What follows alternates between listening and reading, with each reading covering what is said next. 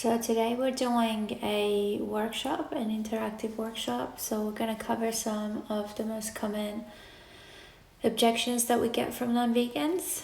So if you have any that you struggle with and you don't know how to respond to, let me know and we'll cover them together.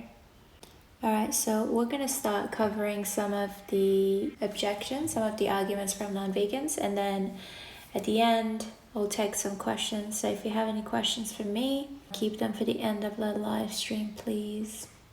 Let's start with the arguments. What if someone says to you, if the world went vegan, the animals would overpopulate the earth? How do you respond to that? I would say that the entire world isn't going to go vegan overnight. It will be a slow process. It runs on supply and demand. So with less people demanding animal products, that means less animals will be bred into existence. Yeah, perfect. Animals wouldn't be raped into existence by farmers, and the animals who I love can be sent to vegan animal sanctuaries. Yes. Yeah, so basically what most of you said, the response to that would be that these animals are not just walking around freely and having sex when they want. These animals are bred into existence by farmers, not just factory farms, but even the smaller farms. That's how they do it. That's how they make their money. And they do that because there is still a huge demand for these products, for the animal products. And that includes dairy, eggs, and all the other byproducts, not just the animal flesh.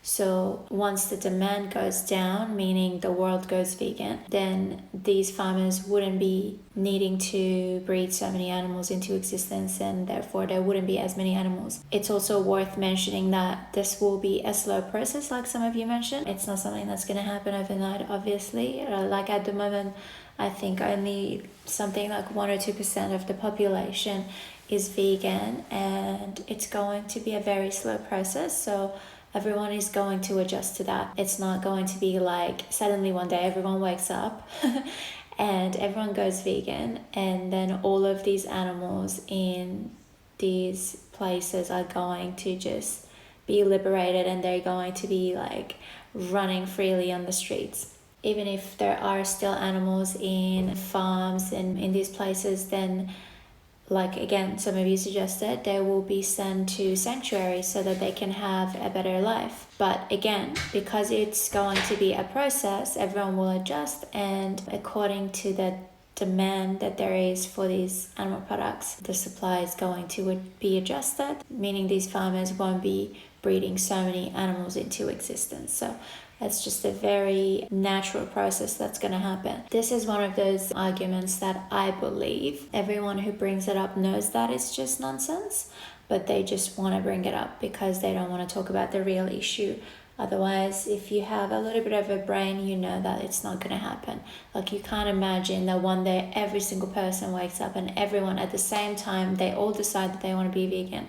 And then they imagine the planet is like covered by all these animals running around, like cows and pigs and chickens just running on the highways.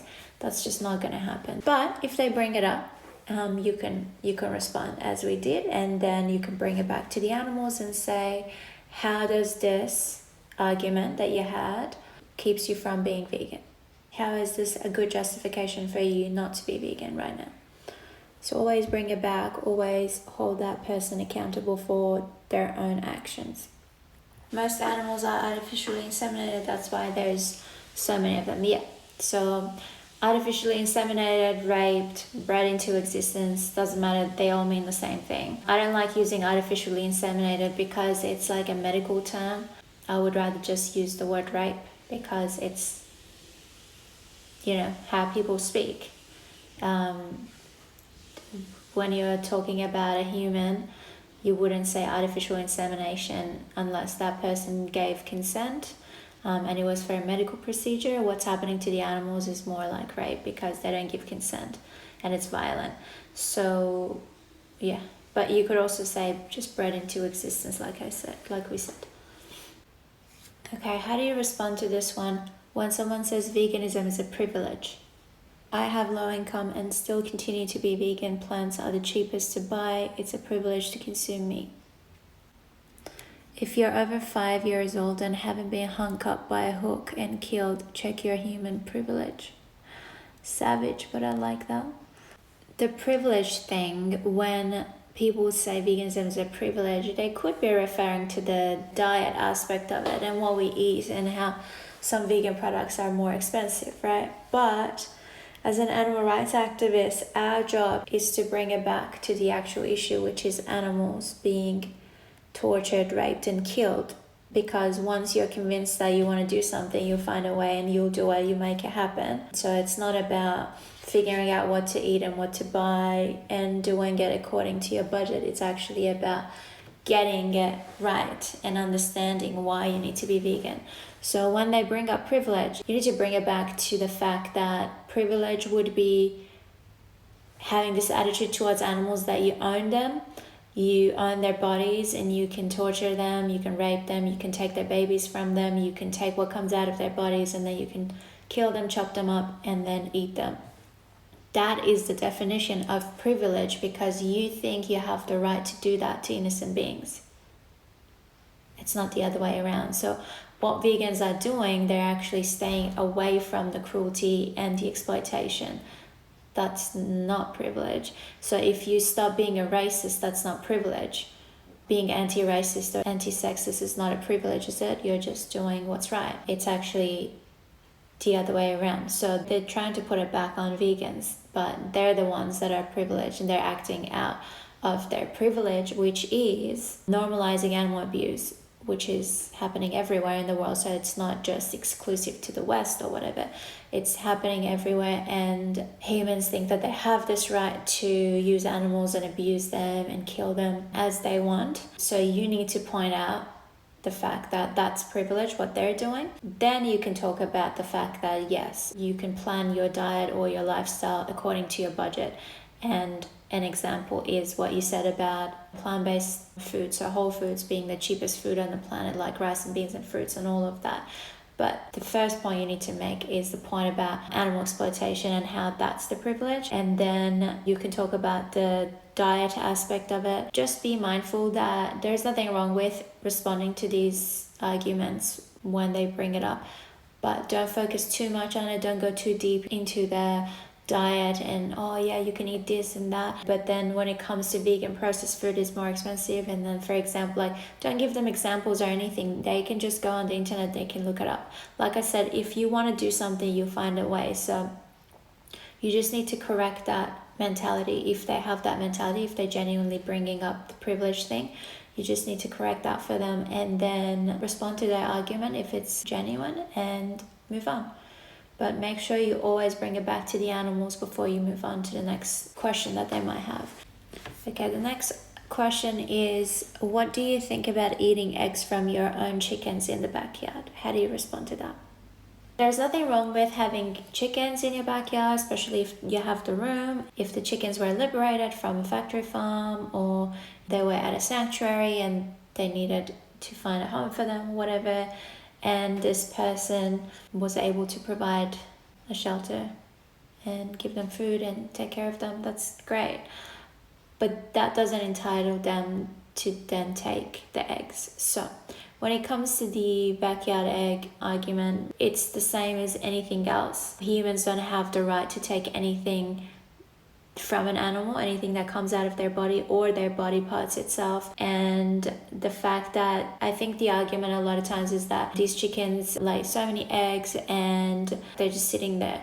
So one thing that some of you mentioned was to feed it back to the chickens, and then some of you had the question, why would any chicken eat their own eggs? They do eat their own eggs to make up for all the nutrients and minerals that they have lost. As Michael just said, these chickens are laying too many eggs because they have been genetically modified. Their body is designed in a way that they're doing more than they're supposed to be doing. So it's really hard on their bodies. And so they're pretty much laying an egg a day, and that means they're losing a lot of nutrients. So what a lot of people do, or in sanctuaries, what they do is they feed the eggs back to the chickens so they can make up all the calcium and other nutrients they lost. Some of you were shocked and thought this sounds crazy, but it does happen. They may not eat it, or they may eat it. But even if they don't eat it, that doesn't mean that the human has the right to then take it from them. This gives into the idea again that animals are just commodities. They're just these machines for us to use and abuse and take from. So even in that case, if these chickens are being looked after and there's extra eggs, that humans should not be eating those eggs. By doing that, they're promoting the idea that these animals are here for us to use and abuse, and for us to use their body parts, for us to use their milk, for their eggs, and to use them for clothing, testing, whatever it might be. So it does give into that idea, and it goes against the principles of veganism. That's why, regardless of how good these chickens are living and all of that, the human doesn't have the right to take the eggs. I'm not against people having chickens. That's fine. If they actually want to look after the chicken and they want to have the chickens as a companion. Most people have dogs or cats, and some people have chickens. But yeah, the question is, are you just having the chickens? Are you keeping them in your backyard just so you can eat their eggs? Or if they were not producing eggs, would you still be keeping them in your backyard as a companion? That's the question. But if people genuinely want to rehome chickens and look after them, that's beautiful, that's great. But don't take what comes out of their bodies. The other thing was, some of you mentioned chicken periods or hen periods, and I just want to correct that. It's not something you would discuss with the non-vegan necessarily, but just so you know, the eggs are not the chicken's period, they're actually their ovulation. So much like the humans, women get their period and then it's like 2 weeks later they ovulate, which is the time that they get pregnant, so they're more fertile. For the chickens, it's the same thing. So it's not their actual period, it's just the ovulation. It's just the bodies are designed differently to humans or other animals, so that's why there's an egg involved. But people are not eating chicken periods if they eat eggs. It's just incorrect to say. I know that some vegans say it because it sounds gross and you want to get them that way, but it doesn't work. I think that's it for the arguments, for the objections. I've got 10 minutes, so I'm happy to take any questions that you have quickly. I saw a lot of questions about vaccines, so I'd like to quickly talk about that, and let me know if you have any comments on this.